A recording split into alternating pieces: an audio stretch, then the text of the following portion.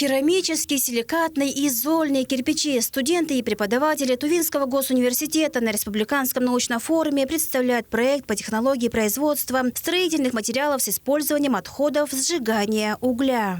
Стала глобальная проблема именно большое количество отходов после угольной добычи в отвалах. И чтобы решить данную проблему, мы предлагаем изготовить различные теплоизоляционные материалы, а также вот такие материалы из как раз вот этих вот скрышных пород, а также кирпичи.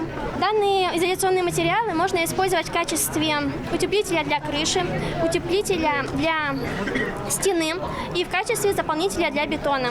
Поддержка и сохранение тувинского языка. Для реализации данной цели на стадии разработки находится проект «Тувинские сканворды и загадки». Как рассказывает студентка физико-математического факультета ТУВГУ Чайзат Мангуш, разработка приложения – процесс трудоемкий, и работы планируют завершить к следующему году. Тувинский язык более такой сложный, и в основном дети не могут на нем разговаривать. Данное приложение для всех возрастов, для детей, для взрослых, для подростков, вообще для всех, чтобы изучать тувинский язык.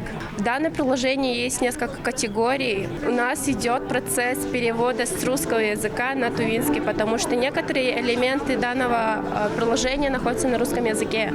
Главная кузница кадров Тувы на форуме представили и проекты по технологии производства сыра челеш и мясных деликатесов с использованием дикоросов. А самые маленькие гости форума смогли узнать, что хранит и скрывает в себе черный чемоданчик криминалиста. Айра Садбуя Мангуш, Язамат Очур, телеканал Тува-24.